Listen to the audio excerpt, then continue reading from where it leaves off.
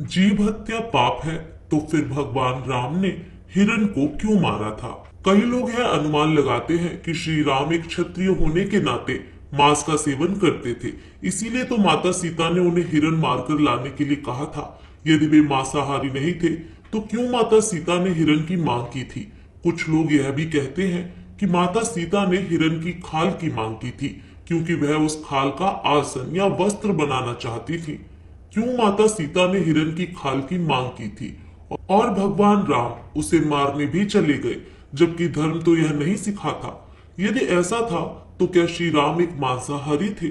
श्री राम एक सन्यासी और वनवासी थे। प्रभु श्री राम, लक्ष्मण और माता सीता अपना राजपाट और राजसी वस्त्र सभी को त्याग कर वन की ओर चले गए थे। उन्होंने सन्यासियों के वस्त्र को धारण कर लिया था और ऋषियों के आश्रम में जाकर रहे थे। वहां उन्होंने ध्यान और तप किया। बाद में वे दंडकारण्य में रहने लगे, फिर पंचवटी में कुटिया बनाकर रहने लगे। उन्हें किसी मृग चर्म की कोई जरूरत नहीं थी, क्योंकि वे शुद्ध, सात्विक और तपस्वी वाला जीवन व्यतीत कर रहे थे। यही वचन उन्होंने दशरथ जी को दिया था। आपने कभी देखा है किसी कुटिया में किसी ने पशु की खाल लटकाई हो? दूसरा, भारत में मैदानी इलाकों में और दक्षिण भारत में कभी भी पशु चर्म का वस्त्र बनाने का प्रचलन नहीं रहा।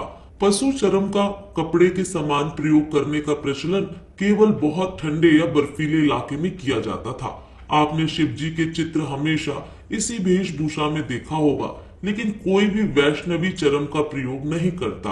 असलियत यह थी कि माता सीता ने श्री राम से हिरण को मारकर लाने के लिए नहीं कहा था, बल्कि उसे पकड़कर लाने के लिए कहा था। सुनहरी हिरनी के बच्चे को देखकर जंगल में अकेलेपन को दूर करने के लिए माता सीता ने श्री राम से उस बच्चे को पालने की इच्छा जाहिर की थी।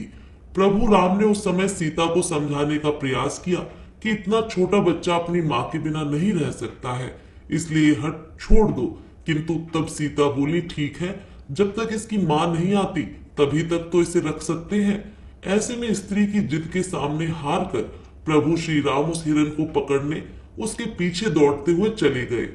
जब दौड़ते हुए वो हिरण एकदम से कभी दिखाई देता और कभी गायब हो जाता, तो प्रभु श्री राम समझ गए कि यह कोई मायावी है। यही सोचकर उन्होंने तीर निकाला और उसका वध कर दिया, यानी मायावी जानकर ही उसका वध किया। चूंकि प्रभु श्री राम विष्णु के लीला अवतार थे, इसलिए पहली नजर में उस मायावी राक्षस को देखने के बाद भी सामान्य पुरुष की भांति जब तक उसने अपनी माया नहीं दिखाई, तब तक उसे एक छोटा सा हिरण ही समझते रहे और माता सीता की बात मानकर उसके पीछे दौड़ पड़े। वे सब कुछ जानते थे, लेकिन यदि वह ऐसा नहीं करते तो आगे की लीला नहीं होती। अतः प्रभु श्री राम का आकलन मानवीय दृष्टिकोण से करना त्रुटिपूर्ण है।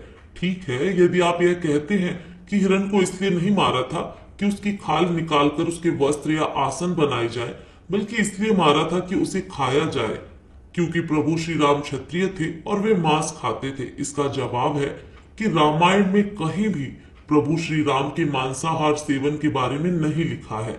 हर जगह श्री राम, लक्ष्मण और सीता के द्वारा कंदमूल खाए जाने का जिक्र मिलता है।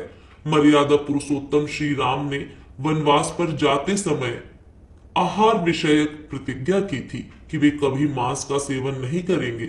इसका उल्लेख वाल्मीकि रामायण में मिलता है। चतुर्दश ही वर्षाणि बत्स्यामि विजने बने मधुमूल फले जीवन हित्वा मुनिवद आमिषम।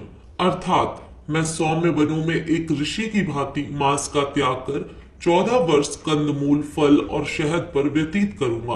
उपरोक्त श्लोक से यह प्रतीत होता है कि प्रभु श्री राम मांस सेवन करते थे, लेकिन बन जाने से पूर्व उन्होंने प्रतिज्ञा ली कि मैं मांस का सेवन नहीं करूंगा। हालांकि ऐसा नहीं है कि वे पहले मांस खाते थे फिर उन्होंने बन जाने से पूर्व प्रतिज्ञा ली। हम यहाँ स्पष्ट करना चाहते हैं कि ऐसा उन्होंने क्यों कहा। वे मांस का सेवन नहीं करते थे, लेकिन ऐसा उन्होंने इसलिए कहा क्योंकि उस काल में युद्ध के लिए जाने पर प्रदेश में, जंगल में, मरुस्थल या कठिन प्रदेशों में जाने पर अक्सर लोगों को उनके मन का भोजन नहीं मिलता है, लेकिन मांस सभी जगह उपलब्ध हो जाता है। दूसरा, शत्रु से संधि करने पर, विपत्ति पड़ने पर या विपत्ति काल में मांसाहार करना पड़ता है। ऐसे में सैनिकों और सन्यासियों को यह सीख कर रखना पड़ता है कि विपत्ति काल में मांस का सेवन किया जा सकता है। लेकिन प्रभु श्री राम ने यह प्रतिज्ञा ली थी कि चूंकि जंगल में जा रहा हूं, तथापि मैं किसी भी स्थिति में मांस का सेवन नहीं करूंगा। दरअसल आपातकालीन स्थिति में व्यक्ति का धर्म बदल जाता है, इसीलिए यह प्रतिज्ञा ली गई थी। सुंदरकांड का संदर्भ सुंदरकांड के अनुसार जब हनुमान अशोक वाटिका में देवी सीता को मिलते हैं, तब राम की खुशहाली बताते हैं। वे कैसे हैं, किस तरह जीवन जी रहे हैं, उनका दिन क्रम क्या है, सबका वर्णन करते हैं।